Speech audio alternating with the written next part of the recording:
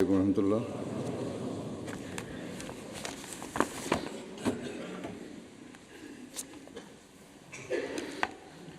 اشہد ان لا الہ الا اللہ وحدہ لا شریک لہ واشہد ان محمدا عبدہ ورسولہ۔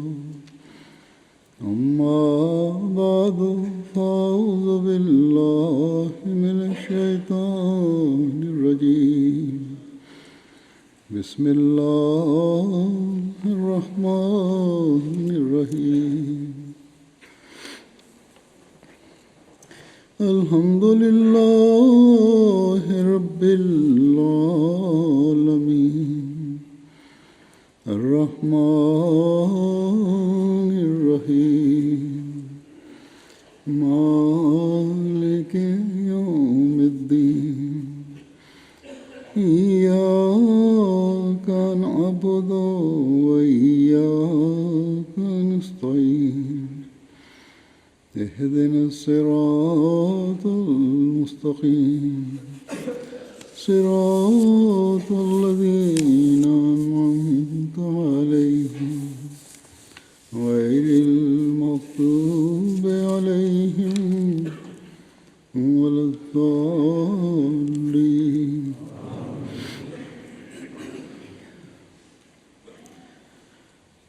گزشتہ خطبے میں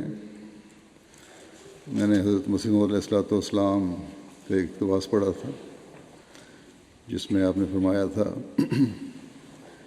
کہ تم لوگ جو میرے زمانے میں پیدا ہوئے ہو، خوش ہو اور خوشی سے اچھلو کہ اللہ تعالیٰ نے تمہیں اس زمانے میں پیدا کر کے ان خوش قسمتوں میں شامل کر دیا جنہیں مسیح موعود کا زمانہ دیکھنے کو ملا، جس کا انتظار کرتے کرتے کتنی ہی قومیں اس دنیا سے گزر گئیں۔ مفہوم یہی تھا جسے میں نے اپنے الفاظ میں بیان کیا۔ ہم احمدی یقیناً ان خوش قسمتوں میں سے ہیں جنہوں نے حضرت مسیح موعود علیہ السلام کی بیعت کی اور ان لوگوں میں شامل ہوئے جو اللہ تعالیٰ کے حکم پر عمل کرنے والے ہیں۔ ان بدقسمتوں میں نہیں ہیں جن کو باوجود مسیح موعود کا زمانہ میسر آنے کے بیعت کرنے کی توفیق نہیں ملی، بلکہ بعض ایسے بدقسمت بھی ہیں جو مخالفت میں بھی بڑھے ہوئے ہیں اور یوں اللہ تعالیٰ کے فرستادے کی رہنمائی سے محروم ہو کر بھٹکے ہوئے اور بکھرے ہوئے ہیں۔ بس اس بات پر ہم اللہ تعالیٰ کا جتنا بھی شکر ادا کریں وہ کم ہے کہ اس نے ہماری سیدھے راستے کی طرف رہنمائی فرمائی اور ہمیں زندگی کے مختلف مواقع پر اٹھنے والے سوالوں اور مسائل کے حل بھی صحیح اسلامی تعلیم کے مطابق اپنے بھیجے ہوئے امام کے ذریعے سے بتائے۔ حضرت مسیح موعود علیہ السلام اپنی تحریروں، تقریروں اور مجالس میں بھی بعض باتیں مثالوں سے بیان فرمایا کرتے تھے جو آپ کے صحابہ کی روایات سے ہمیں ملتی ہیں، لیکن سب سے زیادہ احسان ہم پر اس سلسلے میں حضرت مسیح موعود رضی اللہ عنہ کا ہے، جنہوں نے اپنے خطبات و خطابات میں حضرت مسیح موعود علیہ السلام کے بیان فرمودہ باتیں بیان کی جو عموماً حضرت مسیح موعود نے خود دیکھی یا سنی یا قریب کے صحابہ نے آپ کو بتائیں۔ یوں مثالوں سے بات سمجھنا آسان ہو جاتا ہے۔ میں گزشتہ کچھ عرصے سے ان باتوں اور روایتوں کو خطبات میں بیان کر رہا ہوں، جس میں مجھے کئی خطوط بھی آئے ہیں کہ ان مثالوں یا واقعات سے ہمیں آسانی سے بات سمجھ آ جاتی ہے۔ بہرحال اس حوالے سے آج کا خطبہ بھی ہے۔ ایک خطبے میں حضرت مسلم موعود رضی اللہ عنہ نے اس مضمون کو بیان فرمایا کہ ہڑتالیں یا اسٹرائکس جائز ہیں یا نہیں۔ اس بارے میں اصولی طور پر یہ بھی دیکھنا چاہیے کہ ہڑتالیں کیوں ہوتی ہیں۔ اس کی بنیادی وجہ کیا ہے؟ وہ یہ ہے کہ حقوق کی ادائیگی نہیں ہوتی۔ دنیاوی نظام میں کبھی مالک مزدور کے حق ادا نہیں کرتا، اور جب مزدور کو موقع ملتا ہے تو وہ مالک کا حق ادا نہیں کرتا۔ ایک بے چینی پیدا ہوتی۔ کبھی حکومت رعایا کے حقوق ادا نہیں کرتی، اور کبھی رعایا حکومت کا حق ادا نہیں کرتی۔ جب مالک اور حکومت حق ادا نہیں کرتے تو ظاہر ہے کہ ایک رد عمل ہوتا ہے، لیکن جب مزدور اور رعایا حق ادا نہیں کرتے پھر بھی ان پر سختی ہوتی۔ تو ایک شیطانی چکر ہے جو ان دنیاوی کاموں میں جس میں انسان پھنسا ہوا ہے۔ اسی لیے اسلام کی تعلیم یہ ہے کہ تم ایک دوسرے کے لیے غیر نہ بنو، بلکہ آپس میں بھائی بھائی سمجھ کر اپنے اپنے حق ادا کرنے کی کوشش کرو، تو نظام جو ہے چاہے وہ دنیاوی نظام ہے کبھی خراب نہیں ہوتا۔ یہ خلاصہ ہے اسلامی تعلیم اور اسلامی تمدن کا اس بارے میں، اور یہ صرف اسلامی حکومت تک بھی وابستہ نہیں ہے، بلکہ عام دنیاوی حکومت میں بھی اپنے حق ادا کرتے ہوئے کام کرنا چاہیے، اور جہاں حق لینے کا سوال ہے وہاں اسٹرائک کے بجائے، ہڑتالوں کے بجائے غیر قانونی ذرائع استعمال کرنے کے بجائے جائز قانونی ذرائع استعمال کرنے چاہیے۔ بہرحال اس سلسلے میں حضرت مسلم موعود بیان فرماتے ہیں کہ اسلامی عمارت جو تمدن کے متعلق ہے اس کی بنیاد انصاف اور محبت پر ہے، اس لیے اپنے حقوق کے حصول کے لیے بھی وہی طریقہ اختیار کرنا چاہیے جو انصاف اور محبت پر مبنی ہو۔ یہی وجہ ہے کہ حضرت مسیح موعود علیہ السلام کے زمانے میں جب کبھی اسٹرائک ہوتی اور کوئی احمدی اس میں شریک ہوتا تو حضرت مسیح موعود علیہ السلام اسے سخت سزا دیتے اور اس پر اظہار ناراضگی فرماتے۔ آج کل اسلامی ممالک میں جو ہڑتالیں اور بغاوتیں ہوتی ہیں، سوائے اس کے جہاں شیطانی طاقتیں کام کر رہی ہیں، عموماً عوام اور حکومت کے درمیان بے چینیاں ایک دوسرے کے حق ادا نہ کرنے کی وجہ سے پیدا ہوتی ہیں۔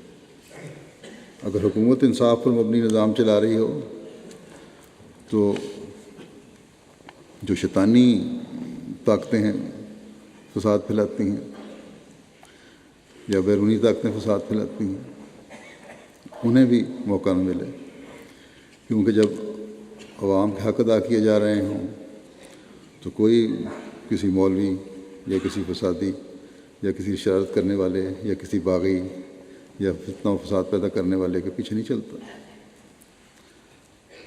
اللہ تعالیٰ مسلمان ممالک کو، پاکستان کو خاص طور پر ان کے حکومتوں کو یہ عقل دے کہ لوگ اپنی رعایا کے حق ادا کرنے والے ہوں۔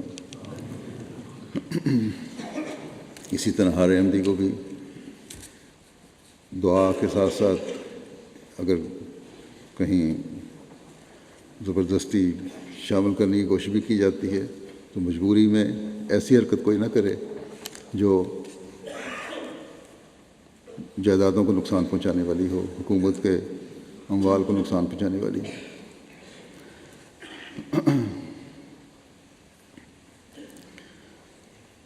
ہر انسان جو کسی بھی کام سے منسلک ہے، وہ اگر اپنے کام میں دلچسپی رکھتا ہے تو اپنی تمام تر صلاحیتوں کے ساتھ اسے ادا کرنے کی کوشش کرتا ہے۔ یہ کام اصول ہے۔ اس کی وضاحت کرتے ایک جگہ مسلم نے وضاحت فرمائی اور پھر مثال بھی دی کہ اگر کوئی فوجی ہے یا جرنیل ہے یا استاد ہے یا جج ہے یا وکیل ہے یا تاجر ہے یا اسمبلی کے سیکرٹری ہے، اسپیکر ہے، حکومت کا وزیر ہے، کوئی بھی ہو، جو ایمانداری سے کام کرتا ہے، دل لگا کر کام کرنے والا ہے، پورا وقت دینے والا ہے، تو شام کو تھک کر بیٹھتا ہے جب، تو یہی کہتا ہے کہ تمام دن کی مصروفیت اور کام کے بوجھ نے ہماری کمر توڑ دی۔ لیکن جب ہم حضرت صلی اللہ علیہ وسلم کو دیکھتے ہیں تو ہمارے لیے جو اسوہ آپ نے پیش کیا، وہ آپ صلی اللہ علیہ وسلم کا اسوہ یہ ہے کہ یہ تمام کام جو دنیا کے مختلف شعبوں سے تعلق رکھنے والے لوگ کرتے ہیں، وہ آپ صلی اللہ علیہ وسلم وہ تمام کام ان سب سے بڑھ کر کرتے ہوئے نظر آتے ہیں۔ آپ جج بھی تھے، آپ استاد بھی تھے، آپ دوسرے حکومتی فرائض بھی ادا کرتے تھے،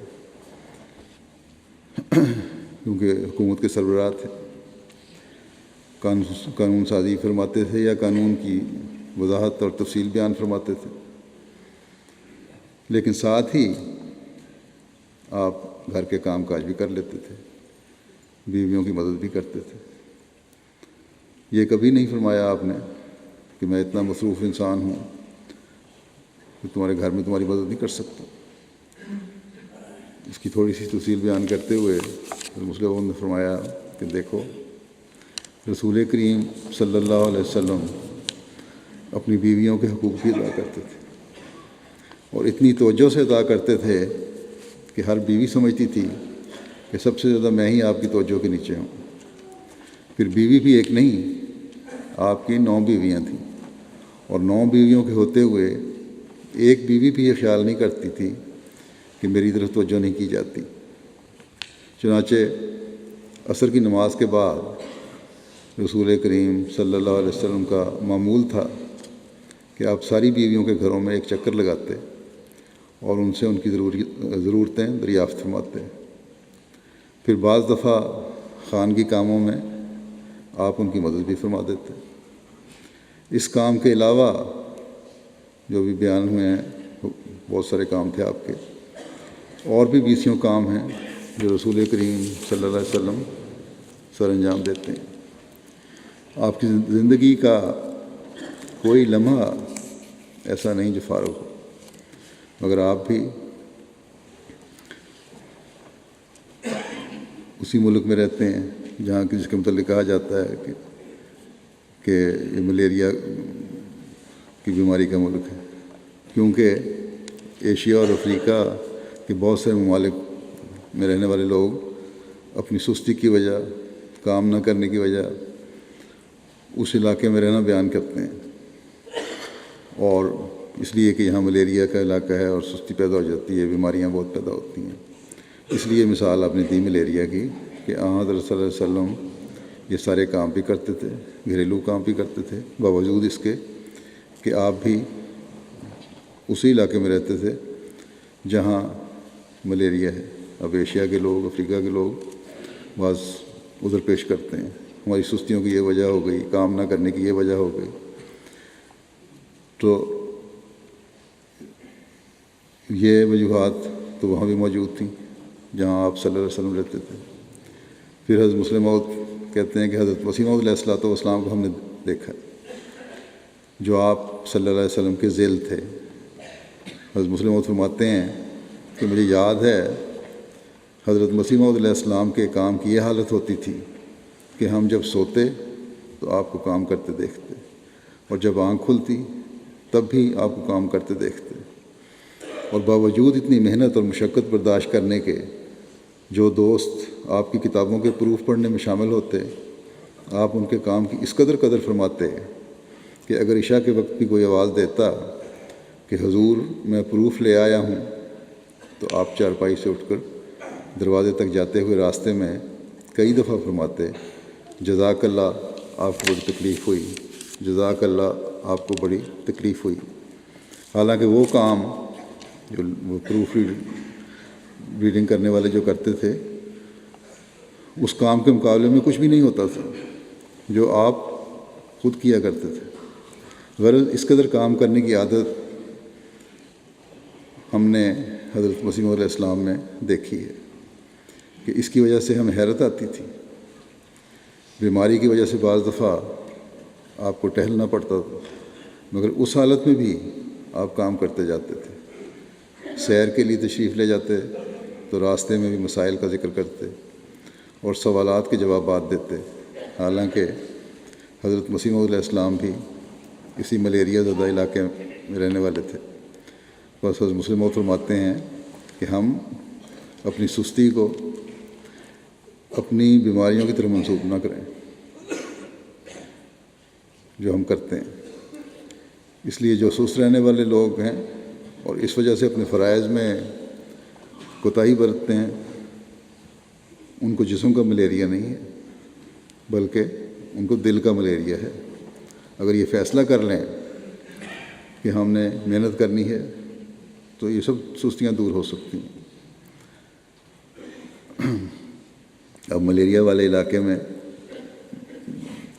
تو ایک طرف رہے، یہاں جو ان علاقوں سے لوگ آ کے آباد ہوئے ہیں یورپ میں،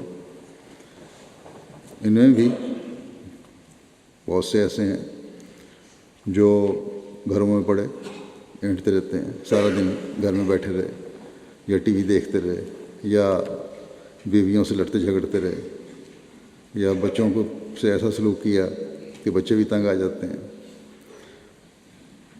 یہ بیماری نہیں ہوتی، بہانہ یہ ہوتا ہے کہ بیمار ہیں، یہ بیماری نہیں بلکہ سستی ہے، کاہلی ہے، کیونکہ یہاں یہ فکر نہیں کہ کوئی معاش کی فکر ہو بہانہ کر کے، کیونکہ الاؤنس تو مل ہی جاتا ہے، گزارا الاؤنس، اس لیے کام نہیں کرتے۔ بس اس کاہلی اور سستی کو یہاں رہنے والوں کو بھی دور کرنا چاہیے۔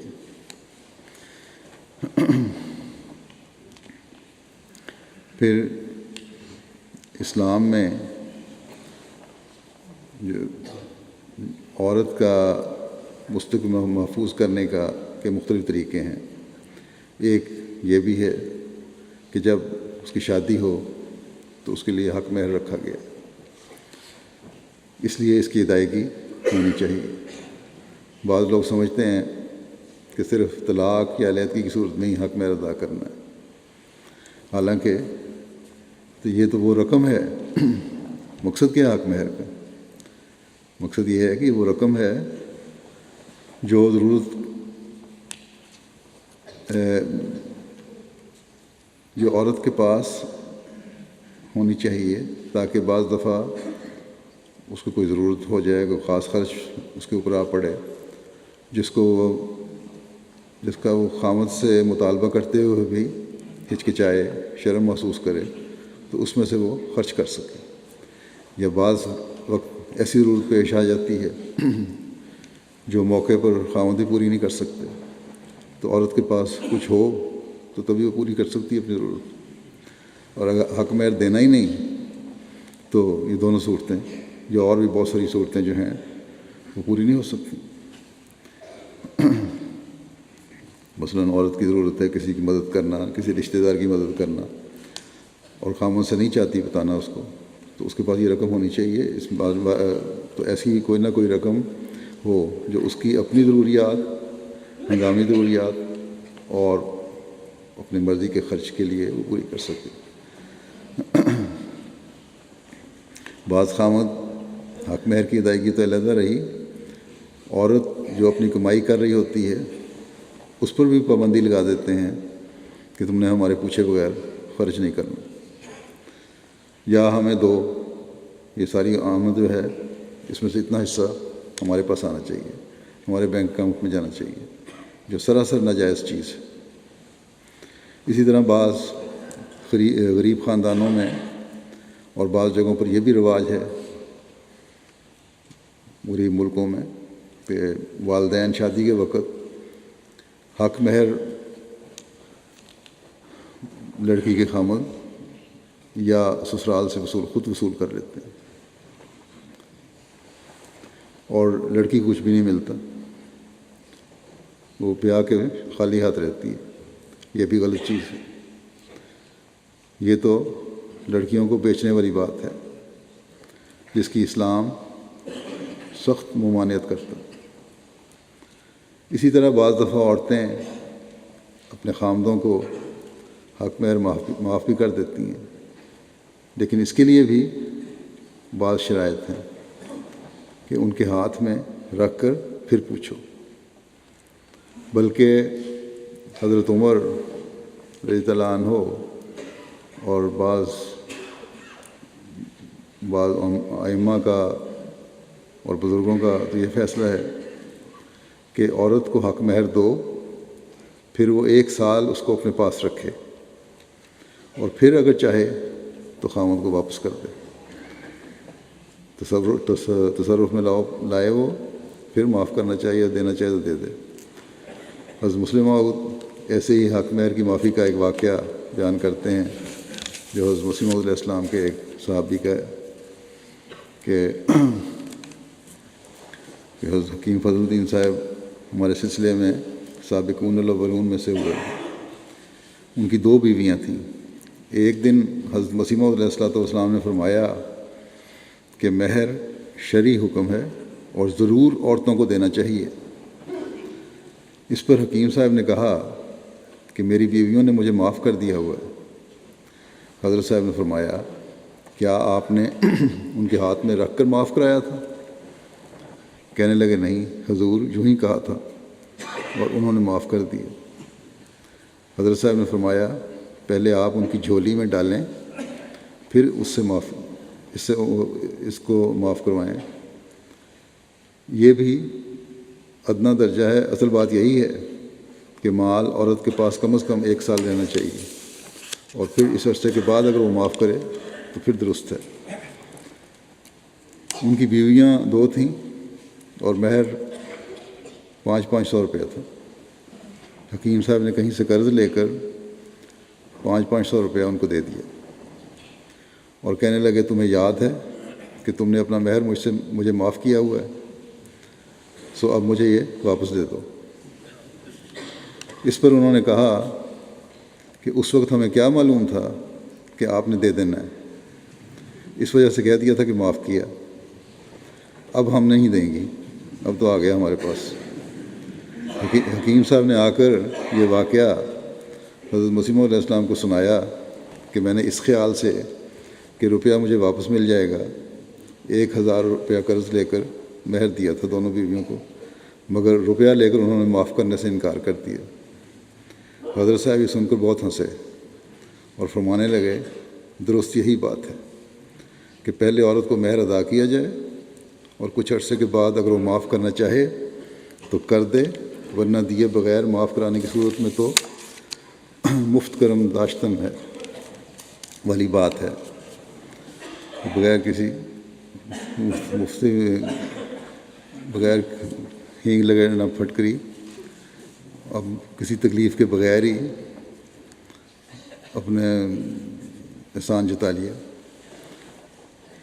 عورت سمجھتی ہے نہ انہوں نے مہر دیا اور نہ دیں گے، چلو یہ کہتے ہیں جو معافی کر دو، مفت کا احسان ہی ہوتا ہے۔ تو جب عورت کو مہر مل جائے پھر اگر وہ خوشی سے دے تو درست ہے، ورنہ 10 لاکھ روپیہ بھی اگر اس کا مہر ہو مگر اس کو ملا نہیں تو وہ دے دے گی، کیونکہ وہ جانتی ہے کہ میں نے جیب سے نکال کے تو کچھ دینا نہیں، صرف زبانی جمع خرچ ہے، اس میں کیا حرج ہے۔ بس عورتوں سے معاف کرانے سے پہلے ان کو مہر دیا جانا ضروری ہے، اور اگر یہ مہر ایسے وقت میں دیا جاتا ہے جب ان کو اپنی ضروریات کی خبر نہیں بعض دفعہ پتہ ہی نہیں ہوتا عورت کو ضروریات کا، یا جب کہ والدین ان سے لینا چاہتے ہیں تو یہ ناجائز ہے۔ یعنی جیسی میں نے مثال دی کہ بعض لوگ اپنی بیٹیوں کے مہر خود لے لیتے ہیں، یہ ناجائز چیز ہے، اور یہ پردہ فروشی ہے جو کسی طرح درست نہیں۔ پھر زکوٰۃ ہے، زکوٰۃ بھی فرائض میں داخل ہے۔ ہر اس شخص کے لیے زکوٰۃ ہے جو اس کی شرائط پوری کرتا ہو، لیکن ایسے بزرگ بھی ہیں جو جتنی دولت ہو، جو آمد ہو، اللہ تعالیٰ کی راہ میں خرچ کر دیتے ہیں۔ ایسے ہی ایک بزرگ کا قصہ حضرت مسلم موعود بیان فرماتے ہیں کہ اس میں کوئی شبہ نہیں کہ دنیا میں بعض ایسے لوگ بھی ہوتے ہیں جنہیں خدا تعالیٰ نے لوگوں کے لیے نمونے کے طور پر پیدا کیا ہوتا ہے۔ حضرت مسلم موعود کہتے ہیں کہ میں نے خود حضرت مسیح موعود علیہ الصلوۃ والسلام سے سنا ہے کہ کسی نے ایک بزرگ سے سوال کیا کہ کتنے روپوں پر زکوٰۃ ہے؟ انہوں نے جواب دیا کہ تمہارے لیے مسئلہ یہ ہے کہ 40 روپے میں سے 1 روپیہ زکوٰۃ دو۔ اس نے کہا کہ آپ نے جو فکرہ بولا ہے تمہارے لیے، اس کا کیا مطلب ہے؟ کیا زکوٰۃ کا مسئلہ بدلتا رہتا ہے ہر ایک کے لیے؟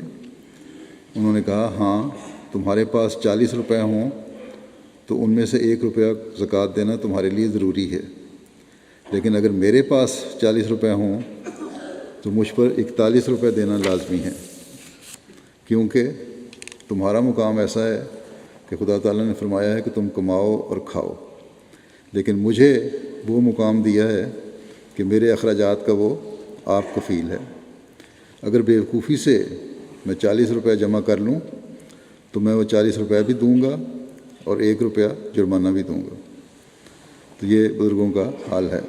بس بعض لوگوں کا فرض ہے کہ وہ صرف دین کی طرف توجہ رکھیں، اللہ تعالیٰ نے ان کو اسی کام کے لیے پیدا کیا ہے، لیکن باقی لوگ جو ہیں، دوسرے دنیا کے رہنے والے جو ہیں، وہ بے شک اب دنیا کمائیں اور پھر اپنے مال اور وقت کا کچھ حصہ خرچ کریں، عبادت اور دین کے کاموں میں بھی اپنے وقت کو لگائیں، استغفار بھی کریں، دعائیں بھی کریں۔ اللہ تعالیٰ نے جو انہیں عزت اور دولت اور شہرت دی ہے تو یہ بطور احسان اللہ تعالیٰ کی طرف سے ہے۔ بس اس احسان کا شکرانہ یہ ہے کہ اس میں سے دوسروں کا بھی ساتھ ساتھ خیال رکھیں۔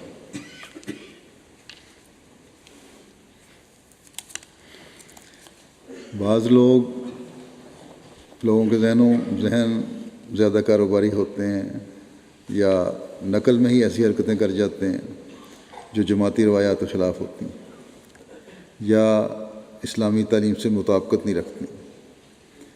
ایسے لوگ عہدیداروں میں بھی پائے جاتے ہیں۔ بعض دفعہ مقامی انجمنیں بھی ایسے فیصلے کر لیتی ہیں۔ قادیان میں ایک دفعہ مقامی انجمن نے ایک فارم شائع کیا اور دوسرے افراد کو فروخت کرنا شروع کر دیا، ایک آنے کا 4 پیسے کا آنا ہوتا تھا۔ غالباً کوئی رپورٹ فارم قسم کی چیز تھی۔ آج بھی بعض لوگ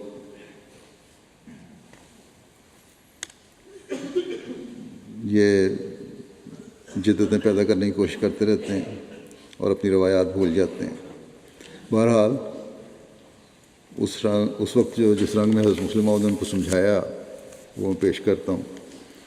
آپ نے فرمایا کہ میں جماعت کے لوگوں کو نصیحت کرتا ہوں کہ وہ اپنے تمام کاموں میں شریعت کی پیروی کیا کریں، محمد صلی اللہ علیہ وسلم کی پیروی کیا کریں اور حضرت مسیح موعود علیہ السلام کی پیروی کیا کریں۔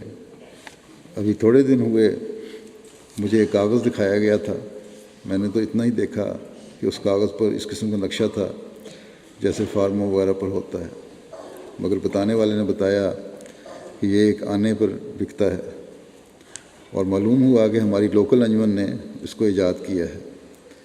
انہوں نے سرکاری اسٹامپ دیکھے تو خیال آیا کہ ہم بھی ایک کاغذ بنا کر اس کی کچھ قیمت مقرر کر دیں۔ کہتے ہیں کہ کوا ہنس کی چال چلا اور وہ اپنی چال ہی بھول گیا۔ میں یہ تو نہیں کہہ سکتا، مگر میں یہ ضرور کہوں گا کہ ہنس کوے کی چال چلا اور اپنی چال بھول گیا۔ ہمیں دنیاوی گورنمنٹوں سے بھلا واسطہ ہی کیا ہے کہ ہم ان کی نقل کریں۔ حضرت محمد صلی اللہ علیہ وسلم اور حضرت مسیح موعود علیہ السلام نے اس قسم کی فارمیں کبھی نہیں بنائیں۔ پھر دشمن کو اعتراض کا خواہ مخواہ موقع دینا کہاں کی عقل مندی ہے؟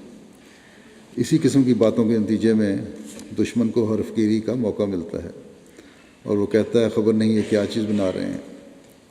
کرنے والا کوئی ہوتا ہے اور بدنام سلسلہ ہوتا ہے۔ لوکل کمیٹی والوں کی مثال بالکل ایسی ہے جیسے ایک آپ مثال دیتے ہیں کہ گرداسپور میں ایک بوڑھا شخص رہا کرتا تھا، لمبا سا قد تھا، بڑی سی داڑھی تھی، عرائض نویس یا نقل نویس تھے۔ ان کا طریق تھا کہ جب کسی دوست کو دور سے دیکھتے تو بجائے السلام علیکم کے اللہ اکبر کہنا شروع کر دیتے، اور جب پاس پہنچتے تو اس کے انگوٹھے پکڑ کر اللہ اکبر کہنے لگ جاتے اور ساتھ ساتھ اچھلتے بھی جاتے تھے۔ حضرت مسیح موعود علیہ السلام کے پاس اکثر ملنے کے لیے آ جاتے تھے۔ انہیں بھی ہمارے لوکل کمیٹی کے پریزیڈنٹ کی طرح نقل کا شوق تھا۔ نقل کی مثال دے رہے ہیں کہ لوگوں کی نقل کر کے بعض لوگ غلط کام کرتے ہیں۔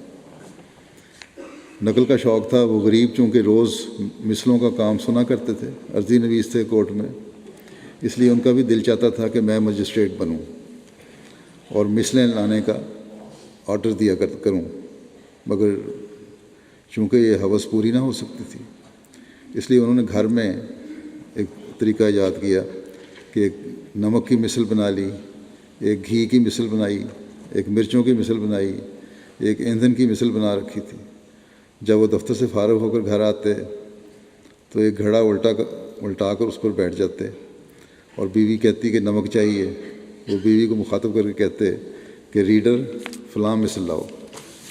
بیوی مثل لے آتی اور اسے پڑھنے کے بعد تھوڑی دیر غور کرتے اور پھر کہتے اچھا اس میں درج کیا جائے کہ ہمارے حکم سے اتنا نمک دیا جاتا ہے۔ ایک دن اس بیچاری کی بدقسمتی سے کچہری میں سے کچھ مثلیں چرائی گئیں۔ تحقیق شروع ہوئی تو اس کا ایک ہمسایہ کہنے لگا کہ سرکار مجھے انعام دیں تو میں مثلوں کا پتہ بتا سکتا ہوں۔ اسے کہا گیا اچھا بتاؤ۔ اسے چونکہ روز ہمسائے کے گھر سے مثلوں کا ذکر سنائی دیتا تھا، اس نے جھٹ اس بوڑھے کا نام لے دیا۔ اب پولیس اپنے تمام ساز و سامان کے ساتھ اس کے گھر کے گرد جمع ہو گئی اور تلاشی شروع ہوئی، مگر جب مثلوں کی برآمد ہوئی تو کوئی نمک کی مثل نکلی، کوئی گھی کی مثل اور کوئی مرچوں کی مثل۔ یہی نظارہ مسلم موعود فرماتے ہیں کہ میں آج یہاں دیکھتا ہوں کہ ہمارے دوست یہ سمجھ کر کہ مغربی چیزیں بڑی اچھی ہوتی ہیں ان کی نقل کرنی شروع کر دیتے ہیں، یہ نہیں دیکھتے کہ اس کی ضرورت کیا ہے۔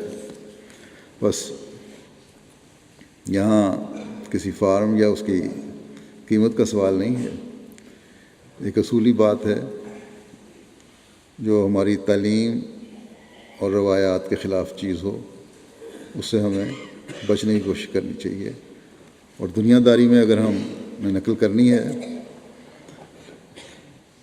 تو اول تو یہ دنیا داری کی نقل ہے ہی نہیں، اور اگر کسی بھی معاملے میں نقل کرنی ہے تو اللہ تعالیٰ نے جو ہمیں فرمایا ہے کہ حضرت صلی اللہ علیہ وسلم تمہارے لیے اسوہ حسنہ ہے، آپ کی نقل کرنی چاہیے۔ یا پھر اس زمانے میں اللہ تعالیٰ نے ہمارے سامنے جو نمونہ بنایا حضرت مسیح موعود علیہ السلام کا، آپ نے جو اپنے آقا سے سیکھا ہمیں بتایا، اس کے مطابق ہمیں چلنا چاہیے۔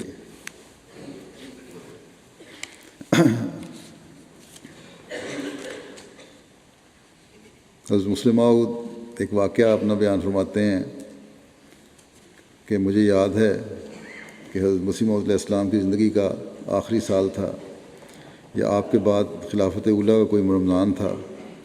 بہرحال موسم کی گرمی کے سبب یا اس لیے کہ میں سحری کے وقت پانی نہ پی سکا تھا، مجھے ایک روزے میں شدید پیاس محسوس ہوئی تھی کہ مجھے خوف ہوا کہ میں بے ہوش ہو جاؤں گا، اور دن غروب ہونے میں ابھی 1 گھنٹہ باقی تھا۔ میں نے ڈھال ہو کر ایک چارپائی پر گر پڑا اور میں نے کشف میں دیکھا کہ کسی نے میرے منہ میں پانی ڈالا ہے، میں نے اسے پان ڈالا ہے، میں نے اسے چوسا تو سب پیاس جاتی رہی۔ چنانچہ جب وہ حالت جاتی رہی تو میں نے دیکھا کہ پیاس کا نام و نشان بھی نہ باقی رہا تھا۔ تو اللہ تعالیٰ نے اس طریق سے میری پیاس بجھا دی، اور جب پیاس بجھی تو پانی پینے کی کوئی ضرورت نہیں رہتی۔ ضرورت تو اسی وقت تھی نا جب پیاس لگ گئی تھی۔ غرض تو یہ ہوتی ہے کہ ضرورت پوری کر دی جائے، خواہ مناسب سامان مہیا کر کے ہو، خواہ اس سے استغنا پیدا کر کے، یعنی اس کی خواہش ہی نہ رہے، یا تو چیز مہیا کر دی جائے یا اس چیز کی خواہش نہ رہے۔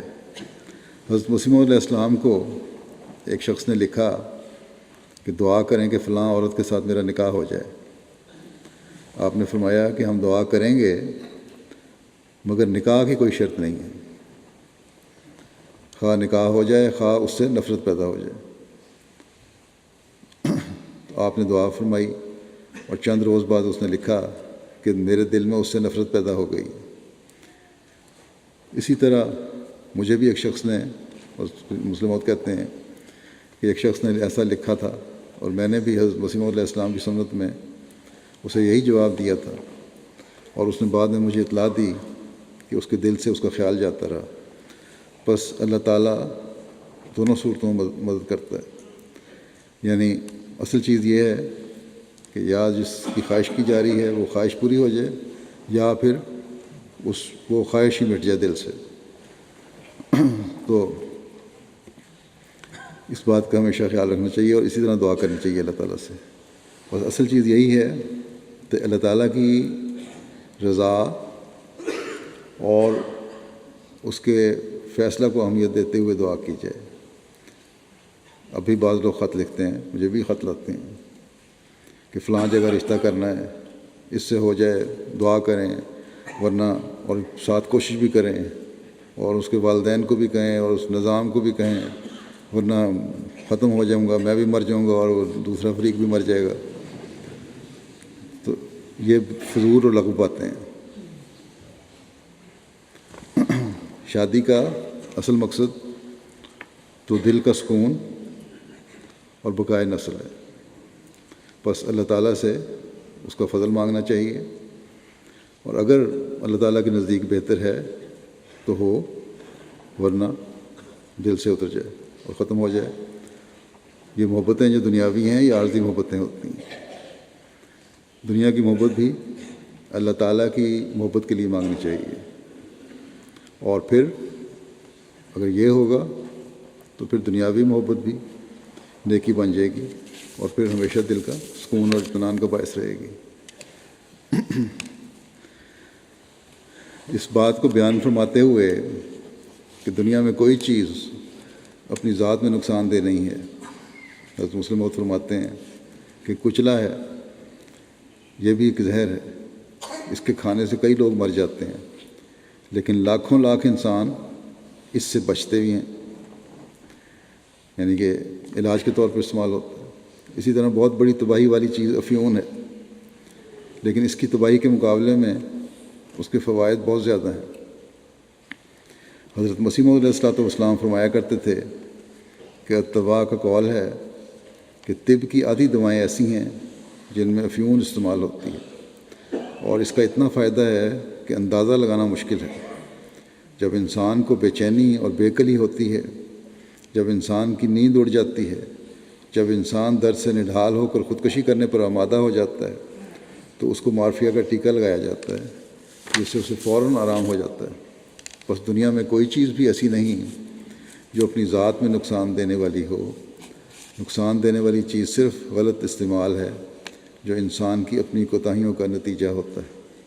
اسی لیے حضرت ابراہیم علیہ السلام نے مرض کو اپنی طرف اور شفا کو خدا تعالیٰ کی طرف منسوب کیا ہے، مگر ہمارے ملک میں ایک مسلمان خدا تعالیٰ پر ایمان رکھتے ہوئے جب کسی کام میں ناکام ہو جاتا ہے تو وہ کہتا ہے کہ میں نے تو پورا زور لگا دیا تھا، لیکن خدا تعالیٰ نے مجھے ناکام کر دیا۔ گویا وہ خوبی کو اپنی طرف اور برائی کو خدا تعالیٰ کی طرف منسوب کرتا ہے۔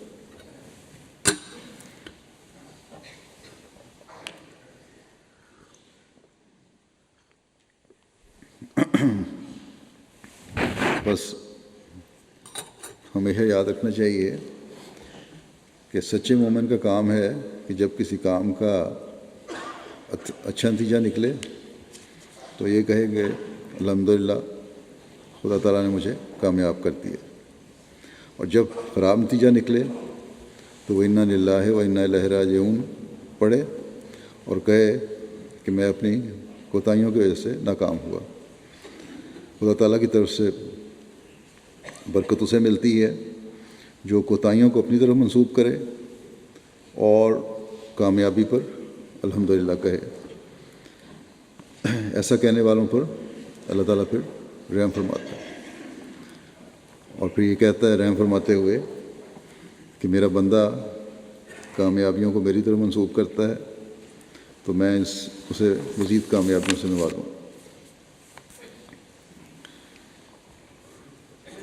بعض معمولی سی باتیں بڑے نتائج پیدا کرتی ہیں۔ اس بات کو بیان فرماتے ہوئے حضرت مسلم موعود نے اپنے ایک خطبے میں فرمایا کہ حضرت مسیح موعود علیہ السلام سے میں نے سنا ہے آپ کسی عورت کا قصہ بیان فرماتے کہ اس کا ایک ہی لڑکا تھا، وہ لڑائی پر جانے لگا تو اس نے اپنی ماں کو کہا کہ آپ مجھے کوئی ایسی چیز بتائیں جو میں اگر واپس آؤں تو تحفے کے طور پر آپ کے لیے لیتا ہوں اور آپ اسے دیکھ کر خوش ہو جائیں۔ ماں نے کہا کہ اگر تو سلامت آ جائے تو یہی بات میرے لیے خوشی کا موجب ہو سکتی ہے۔ لڑکے نے اصرار کیا اور کہا آپ ضرور کوئی چیز بتائیں۔ ماں نے کہا اچھا، اگر تم میرے لیے کچھ لانا ہی چاہتے ہو تو روٹی کے جلے ہوئے ٹکڑے جس قدر لا سکو زیادہ لے آنا، انہی سے میں خوش ہو سکتی ہوں۔ اس نے اس کو بہت معمولی سی بات سمجھ کر کہا کچھ اور بتائیں، لیکن ماں نے کہا بس یہی مجھے سب سے زیادہ خوش کر سکتی ہے۔ خیر وہ چلا گیا۔ جب روٹی پکاتا، جب کھانا جہاں بھی تھا روٹی پکاتا جان بوجھ کے اسے جلاتا تھا تاکہ جلے ہوئے ٹکڑے زیادہ سے زیادہ جمع ہوں۔ روٹی کا کچھ حصہ تو خود کھا لیتا اور جلا ہوا حصہ ایک تھیلے میں ڈالتا جاتا۔ کچھ مدت کے بعد جب گھر آیا تو اس نے جلے ہوئے ٹکڑوں کی بہت سے تھیلے اپنی ماں کے آگے رکھ دیے۔ وہ یہ دیکھ کر بہت خوش ہوئی۔ اس نے کہا اماں، میں نے آپ کے کہنے پر عمل تو کیا تھا مگر مجھے ابھی تک یہ معلوم نہیں ہوا کہ یہ بات کیا تھی۔ ماں نے کہا کہ اس وقت جب کہ تم گئے تھے اس کا بتانا مناسب نہ تھا، اب میں بتاتی ہوں، اور وہ یہ کہ بہت سی بیماریاں انسان کو نیم پختہ کھانا کھانے کی وجہ سے لاحق ہو جاتی ہیں۔ میں نے جلے ہوئے ٹکڑے لانے کے لیے تمہیں کہا تھا،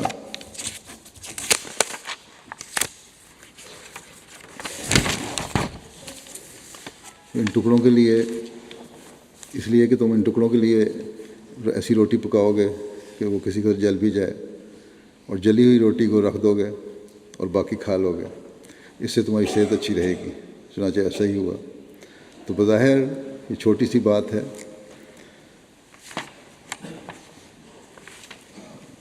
اور اگر ماں براہ راست کہتی بچے کو کہ روٹی اچھی طرح پکا کر کھانا تو بچہ کہہ سکتا تھا کہ میں بیوقوف نہیں ہوں، جوان آدمی ہوں کہ کوئی کچی روٹی کھاؤں گا۔ حالانکہ میں نے اب بھی دیکھا ہے اس زمانے میں بھی اکثر لوگ جو ہیں یہ بیوقوفی کر رہے ہوتے ہیں اور کچی روٹی کو بڑے شوق سے کھا رہے ہوتے ہیں۔ بہرحال ماں کی یہ بات اس بچے کو صحت مند رکھنے کا موجب بنی۔ حضرت مسلم موعود فرماتے ہیں کہ یہ تمہید میں نے اس لیے بیان کی ہے، اپنا ایک خطبے میں بیان کر رہے تھے مسئلہ کہ دعا کی قبولیت کے سلسلے میں بھی بعض لوگ سمجھتے ہیں کہ چھوٹی چھوٹی باتیں ہیں جو بیان کی جا رہی ہیں، اور ہمیں پہلے سے یہ باتیں پتہ ہیں، لیکن پتہ ہونے کے باوجود عمل نہیں کرتے۔ اور اللہ تعالیٰ فرماتا ہے دعا کی قبولیت کے لیے دو بنیادی شرطیں ہیں، ان کو یاد رکھنا چاہیے کہ فَلْيَسْتَجِیبُوا لِی اور وَیُؤْمِنُوا بِی وَلْیُؤْمِنُوا بِی۔ کہ میری بات مانو اور مجھ پر ایمان لاؤ۔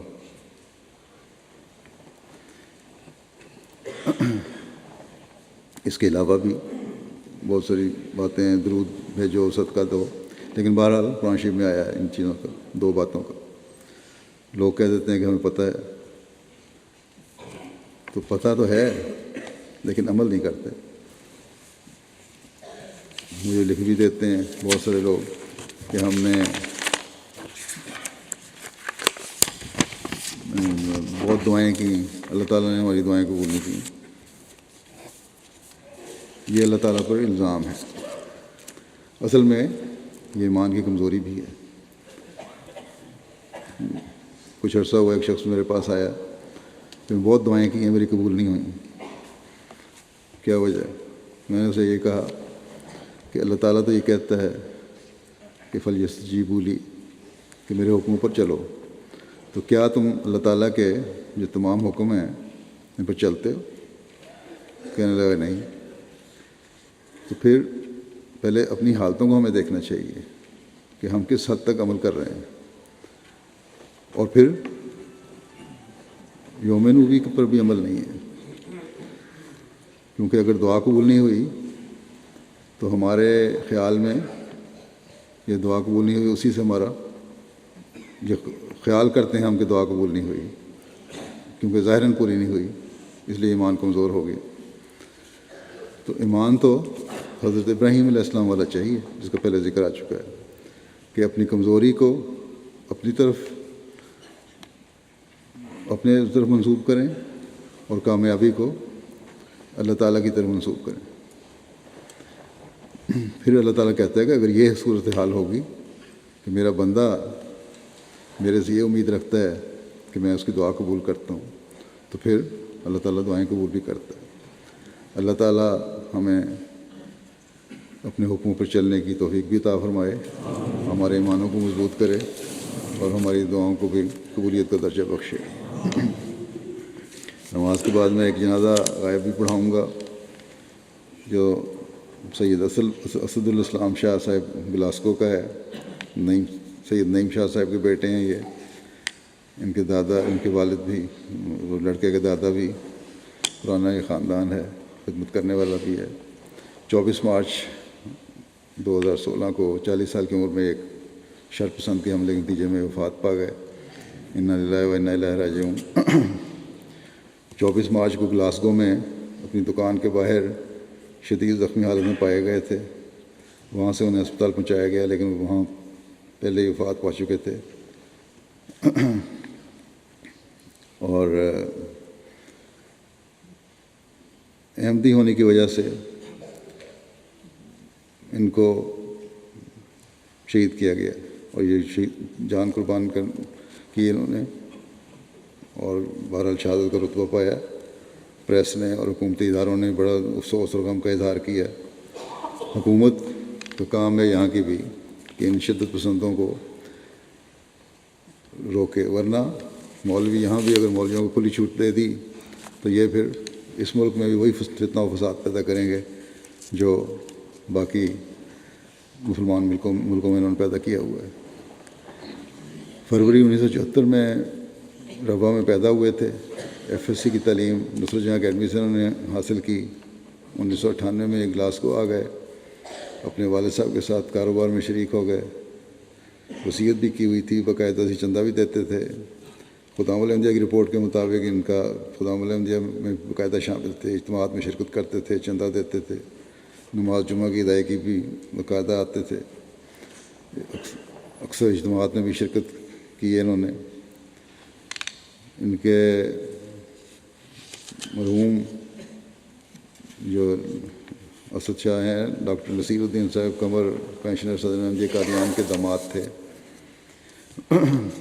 کچھ عرصے سے مختلف فیزز میں ان کو بعض نفسیاتی بیماری بھی آ جاتی تھی، جس کی وجہ سے کچھ اکھڑتے تھے، لیکن بہرحال ریجنل امیر صاحب نے کہا ہے کہ جب آخر میں نے جب ملاقات ان سے کی ہے، انہوں نے ہمیشہ خلافت سے تعلق کا اعلان کیا، اظہار کیا، تو بعض لوگوں کو یہ غلط فہمی ہے کہ شاید جماعت چھوڑ گئے تھے، لیکن نہیں، احمدی تھے اور احمدیت کی وجہ سے ہی شہید ہوئے، اور باقاعدگی سے آخر تک پروگراموں میں، خدا ملنجے کے پروگراموں میں بھی اور جماعت میں بھی شامل ہوتے رہے۔ شمس الدین صاحب کبیر کے مربی ہیں، وہ لکھتے ہیں کہ اسد صاحب کی اہلیہ طیبہ صاحبہ کا تعلق قادیان سے ہے، اور ان کی اہلیہ شمس الدین صاحب کی اہلیہ کی چچا زاد بہن ہے۔ یہ کہتے ہیں چند سال قبل 2 دفعہ خاکسار ان کے گھر جانے کا اتفاق ہوا، ایک رات قیام کرنے کا موقع ملا، دونوں دفعہ خاکسار سے وہ جماعتی اور تبلیغی کاموں کے بارے میں پوچھتے رہے، اور اس کے علاوہ کسی بھی قسم کی دنیاوی بات چیت نہیں ہوئی۔ دونوں رات میں نے ان کو تہجد میں مصروف پایا۔ اللہ تعالیٰ ان سے مغفرت اور رحم کا سلوک فرمائے، اور ان کے لوائقین کو، والدین کو، بیوی کو صبر اور سکون عطا فرمائے۔ میں نے کہا نماز کے بعد میں جنازہ غائب پڑھاؤں گا۔